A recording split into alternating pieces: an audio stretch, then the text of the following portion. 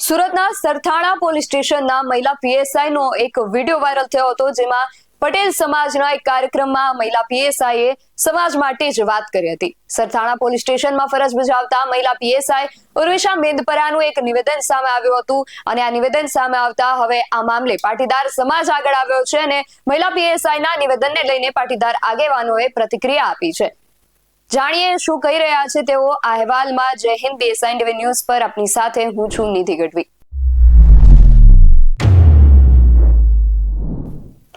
પટેલ સમાજના એક કાર્યક્રમમાં મહિલા પીએસઆઈનું નિવેદન હાલ ચર્ચાનો વિષય બન્યું છે। આ કાર્યક્રમમાં એક સ્પીચ દરમિયાન તેમણે સમાજના યુવાનો માટે દુઃખ વ્યક્ત કરતા કહ્યું કે પટેલ સમાજના યુવાનો સૌથી વધુ ગેરમાર્ગે દોરાઈ રહ્યા છે। અમે દરરોજ પીધેલા 15 લોકોને પકડીએ છીએ, તેમાં 10 લોકો પટેલ યુવાનો હોય છે। પાછી મને ભલામણ કરે છે કે તમે પટેલ છો તો તમે સમજો। તેમણે એમ પણ કહ્યું કે આવા લોકોની કોઈ પણ ભલામણ ન કરે તો પણ મારા પટેલ સમાજના છોકરાઓને છોડવા નહીં। આવા લોકો એક દિવસ લોકઅપમાં રહેશે તો જ બાન આવશે। પૈસા છે તો સારી જગ્યાએ વાપરો। સાયબરના કેસો આવે છે તેમાં પણ 50% પટેલ સમાજના જ લોકો હોય છે। શું કરવા આવડે રસ્તે જાઓ છો તેમ કહીને તેમણે યુવાનોને ટોક્યા હતા। તો હવે આ મામલાને લઈને પાટીદાર સમાજના આગેવાનો પોતાના મંતવ્યો રજૂ કરી રહ્યા છે। ઉમિયાધામ સિદ્ધસરના પ્રમુખ જેરામ પટેલનું નિવેદન સામે આવ્યું છે। આ નિવેદનમાં તેઓ એવું કહી રહ્યા છે કે ન માત્ર પાટીદાર સમાજ પણ તમામ સમાજમાં દારૂનું દૂષણ વધ્યું છે। સમાજમાં 1-2% આવા દૂષણો હોય છે જે ચેતવણી આપી છે બરાબર છે, પણ જે ટકાવારી આપી છે તે બરાબર નથી। પાટીદાર સમાજ ક્યારે વ્યસનને પ્રોત્સાહન નથી આપતો। તો આ વિશે પાટીદાર અગ્રણી ડોક્ટર પરસોત્તમ પીપળિયાનું પણ નિવેદન સામે આવ્યું હતું। તેમણે કહ્યું કે પીએસઆઈ દ્વારા જે પાટીદાર યુવાનોને લઈને ટિપ્પણી કરવામાં આવી છે તેનાથી હું સહમત છું। દારૂનું દૂષણ હવે ડ્રગ્સ સુધી પહોંચી ગયું છે। ગુજરાતમાં કરોડો રૂપિયાનું ડ્રગ્સ પણ પકડાઈ રહ્યું છે। એક સમયે દારૂ સાથે કોઈ પકડાય તો મોટું ગણાતું હતું, પણ હવે દારૂ સાવ સામાન્ય બની ગયો છે। સાયબર ક્રાઇમનો ભોગ પાટીદાર યુવાનો ન બને તે માટે સામાજિક સંસ્થાઓએ આગળ આવી સેમિનાર કરવા જોઈએ અને જાગૃતિ લાવવી જોઈએ। મહિલા પીએસઆઈ ઉર્વિશા મેંદપરાએ શું નિવેદન આપ્યું એ સાંભળીએ અને પછી પાટીદાર અગ્રણીઓની પ્રતિક્રિયા જે આવી છે તેને પણ સાંભળીએ। અને બાકી એ ખાસ હું તમને કહું, જેન્ટ્સ તમે લોકો રાત્રે હું તમને સરથાણા પોલીસ સ્ટેશનની વાત કરું। સાંજે અમે લોકોનું કામ છે કે સૌથી વધારે નશાની હાલતમાં હોય એમના કેસ કરવા, એટલે અમે અમારા ટાર્ગેટ ઉપર નીકળતા હોય છે કે આટલા કેસ આજે કરવાના છે। એમાંથી 15 છોકરા લાવ્યા હોય, એમાંથી 10 છોકરા પટેલ સમાજના હોય છે। આ વસ્તુ વિચારવાની વાત છે। મને જોઈને બહુ દુઃખ થાય છે કે અને પછી તમે હાથ જોડો છો આવીને કે સાહેબ તમે તો પટેલ છો, તમે તો સમજો। મને કોઈક આવું કે ને એટલે મને વધારે ગુસ્સો આવે છે અને હું એમ કહું છું એને કોઈ પણની ભલામણ આવે, કોઈ પણની ભલામણ આવે, પણ મારા પટેલ સમાજને તમારે છોડવાનો નથી। એક રાતી અંદર લોકઅપમાં રહેશે ને તો એને ખ્યાલ આવશે કે આ વસ્તુ ન કરાય। ખૂબ વિચારવાની વાત છે। મારે મતલબ અત્યારે સમાજના તમામ વ્યક્તિ બેઠા છે એટલે હું કહેવા માંગુ છું કે આ વસ્તુ વિચારવાની વાત છે। શું કામ આવું કરો છો? તમારી પાસે પૈસા છે તો સારી જગ્યાએ વાપરો ને। અને જે સાયબર ફ્રોડના કેસ આવે છે એમાં 50% પટેલ સમાજ હોય છે। શું કામ અવળા રસ્તે ચડો છો? પટેલ સમાજે આટલી નામના મેળવી છે, આટલું આગળ વધ્યા છે, તો શું કામ આવી રીતે પતન તરફ જવાનું? આજુબાજુના વ્યક્તિ પણ અમને એમ કહેતા હોય છે કે સાહેબ તમારો સમાજ છે, તમારો સમાજ છે। કેટલી શરમ આવે। એટલે થોડુંક વિચારવાની વાત છે। અને સ્ત્રી બાબતે તો મારે કઈ કહેવાનું વધારે રહેતું નથી। સ્ત્રી એટલે વાત્સલ્ય, સ્ત્રી એટલે કરુણતા, અને સ્ત્રી એટલે મહાકાળી, અને સ્ત્રી એ જ મહાદુર્ગા। મેં એમની વિડીયો હતો તે મેં સાંભળ્યો છે। જે પોલીસ અધિકારી મેડમે જે વાત કહી છે તે ખરેખર ચિંતાજનક છે। સમાજ માટે લાલબત્તી સમાન છે, કારણ કે 15 દારૂ પીધેલા પકડાય એમાંથી 10 દારૂ પીધેલા પટેલ સમાજના હોય તો મારી દ્રષ્ટિએ આ બાબતે વડીલોએ ચિંતન કરવું જોઈએ અને સંતાનો ઉપર પૂરેપૂરું ધ્યાન રાખવું જોઈએ. એટલું જ નહીં,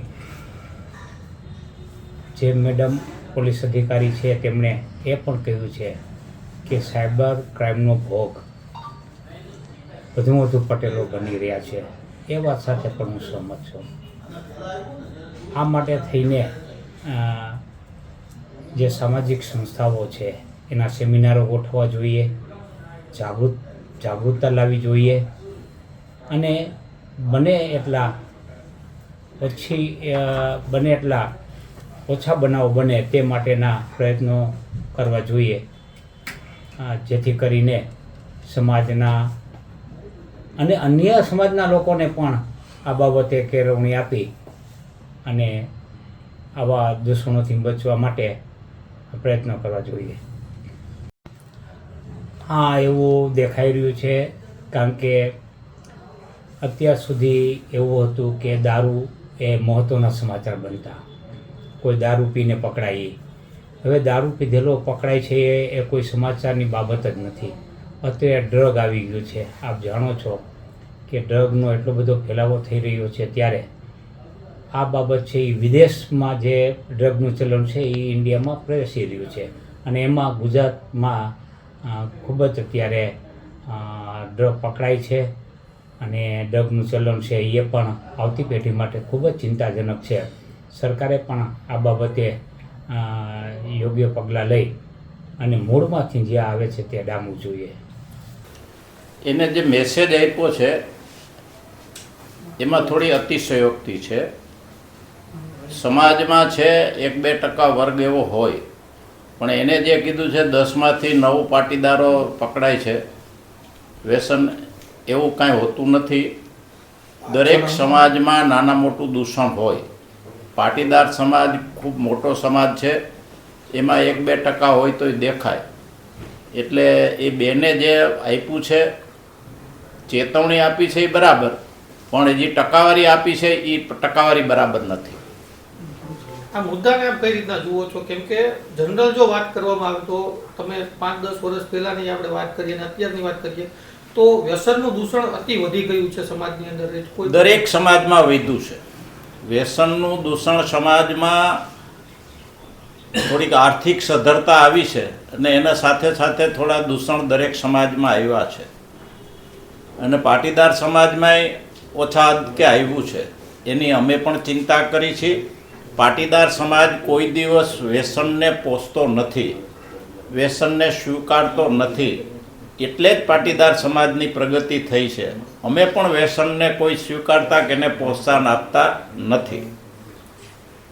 બાપા, જે બેન છે એણે એવું પણ કીધું કે પાટીદારના નામે ભલામણો કરીને છૂટી જાય છે, આવા લોકોને એક દિવસ જેલમાં રાખો તો ખબર પડે. આને કઈ રીતના જુઓ છો?